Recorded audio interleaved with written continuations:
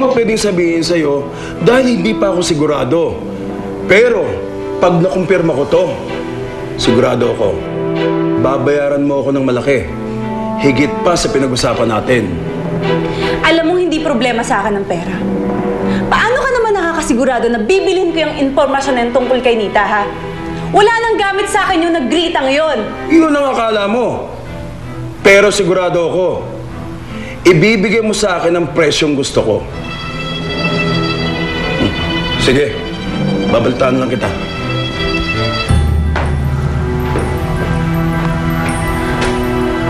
Ano kayang ibig sabihin ni Ben? May kinalaman kaya yan kay Mira tsaka dun sa pamangkin niya? Eh ano naman ang importante doon? Unless na anak ni Mira, si Nita. But that's not possible. I mean, baog si Mira, di ba? Alam mo, pinapaikot ka lang ng Ben na yun. Huwag ka nga maniwala dyan.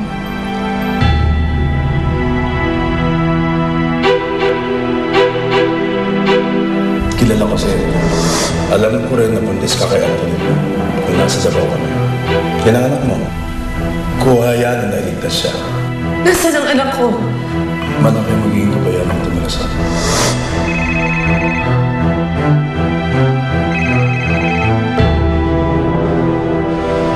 Hello? May resulta ka na? Wala pa.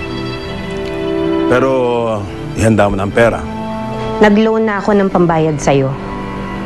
Pero makukuha mo lang yung pera pag nalaman ko kung nasan si Antoinette. Lapit ko nang makuha ang impormasyon, Mira. Sigurado na ako. Kaya dagdagan mo ng 1 milyon. Ano? Mahalang impormasyon ito, Mira.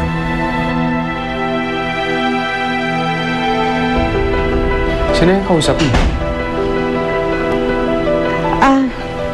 Wala. Sa opisina lang. Kumain ka na ba? Ipaghahanda kita ng pagkain.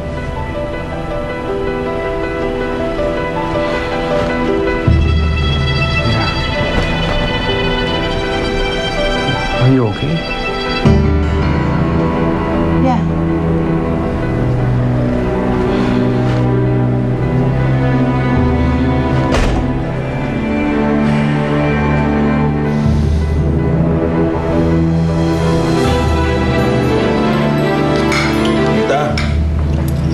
Kilala mo ba yung Misty? Opo. Anak po siya ni Ma'am Mira. Correction. Ampon siya, ampon. Hindi siya anak. Dahil malayo ang ugali niya kay Ma'am Mira. Tsaka, siya rin po yung kasama ni Ma'am Danica nung nakatakas kami ni Prince. Talaga? Classmate ko rin po siya. Namin ni Prince. Bakit niyo po pala natanong? Pati si Prince?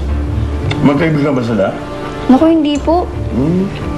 Pero ang alam ko, gusto niya na maging magkaibigan sila.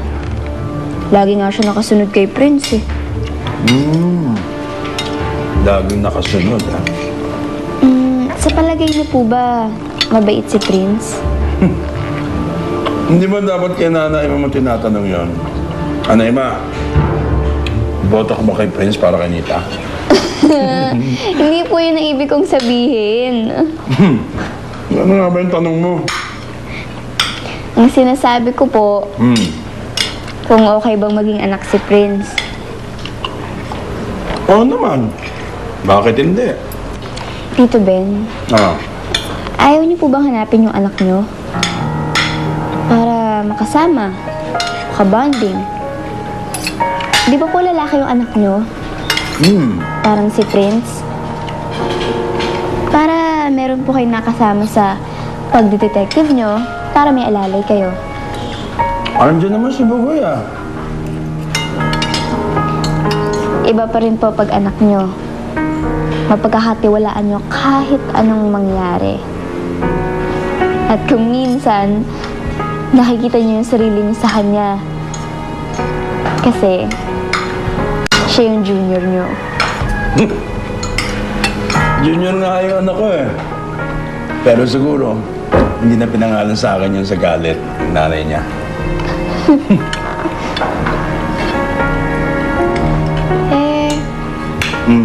kayang pangalan niya? Pwedeng Toto, Juan, Jose, o kaya Prince.